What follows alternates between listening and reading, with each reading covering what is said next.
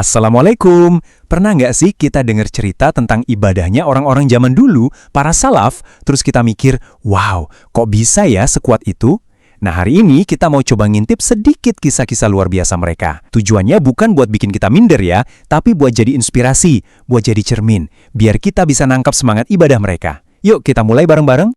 Oke, kita langsung mulai dengan satu kisah yang jujur, dalam banget. Ini dari Al-Ahnaf bin Qais. Beliau itu punya kebiasaan meletakkan jarinya di dekat api lampu. Ini bukan buat nyakitin diri. Tapi ini cara beliau buat muhasabah, buat ngingetin diri sendiri. Seakan-akan beliau bilang, panasnya api kecil di dunia aja udah segini rasanya. Gimana nanti pertanggungjawaban di akhirat? Ini nunjukin betapa akhirat itu benar-benar nyata di benak mereka. Sekarang, kita bakal lihat beberapa contoh dedikasi mereka yang, ya bisa dibilang total banget. Mungkin kedengarannya hampir mustahil ya buat kita lakuin di zaman sekarang, tapi ini beneran terjadi dan jadi bukti komitmen mereka yang luar biasa. Cara pandang mereka itu loh yang beda. Waktu Al-Ahnaf diingetin kalau puasa di usia tua bisa bikin fisiknya lemah, jawaban beliau simple tapi ngena banget. Aku melakukannya sebagai bekal untuk perjalanan yang panjang. Buat mereka, ibadah itu bukan beban, tapi investasi. Investasi buat perjalanan super panjang setelah kehidupan ini. Mengubah cara kita melihat segalanya kan? Nah, sekarang kita masuk ke salah satu ciri khas mereka, yaitu ibadah di malam hari. Bagi para salaf, malam itu bukan cuma waktu buat istirahat. Justru, malam itu adalah prime time mereka. Waktu emas buat menyendiri dan terkoneksi langsung sama Sang Pencipta. Coba kita bayangin. Sahabat Nabi, Tamim Ad-Dari, pas ditanya semalam baca Quran berapa banyak, beliau jawab, aku udah hatam tadi malam. Sekali lagi, ini bukan buat sombong, sama sekali bukan. Ini cuma gambaran betapa dalamnya cinta dan rindu mereka sama firman Allah, sampai bisa menamatkan Al-Quran dalam satu malam. Terus, apa sih yang jadi bensin di balik ibadah mereka yang luar biasa itu? Kisah Shaddad bin Aus ini ngasih jawabannya. Beliau gelisah di tempat tidur, nggak bisa tidur. Tapi bukan karena insomnia atau banyak pikiran urusan dunia. Beliau gelisah karena bayangan neraka itu terasa begitu nyata buatnya. Rasa takut yang produktif inilah yang akhirnya bikin beliau bangkit dan sholat semalaman. Imannya itu benar-benar hidup. Oke, tahan dulu. Setelah dengar semua cerita tadi, mungkin ada dari kita yang langsung ngerasa, waduh, jauh banget levelnya. Mustahil aku bisa kayak gitu. Nah, muncul pertanyaan penting. Apa emang harus ekstrim ini ya buat jadi orang soleh? Apa nggak ada jalan lain buat kita yang biasa-biasa aja nih? Dan disinilah letak keindahan ajaran Islam. Jawabannya ada di satu kata kunci, keseimbangan.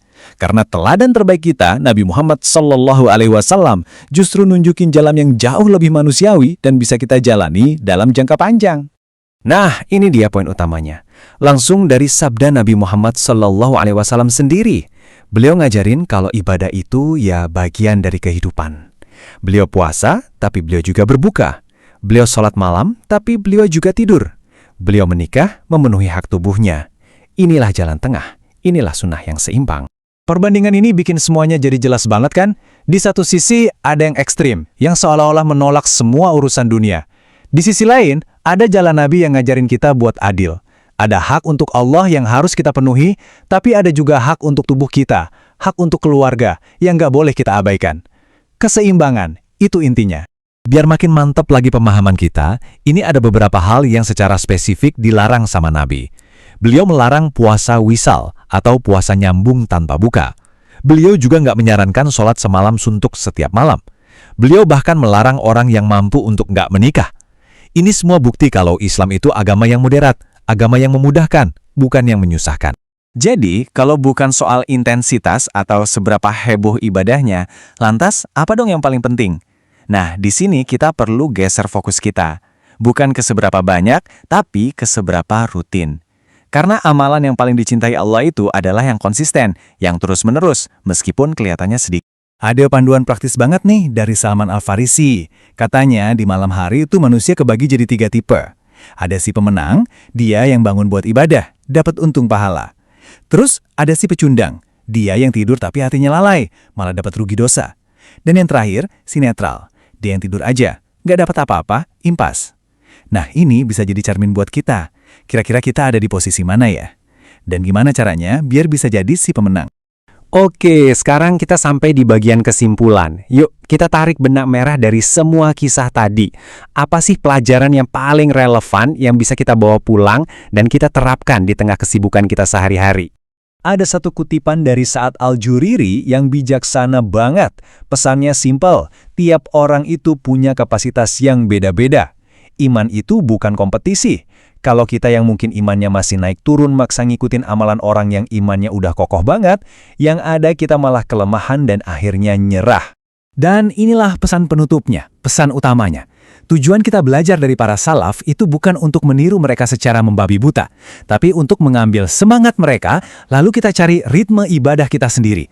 Ibadah yang tulus, yang konsisten, yang seimbang, dan yang paling penting, sesuai dengan kemampuan kita. Jadi pertanyaannya buat kita sekarang bukanlah sanggup nggak sholat semalam suntuk, tapi lebih ke amalan konsisten apa yang bisa aku bangun mulai dari malam ini.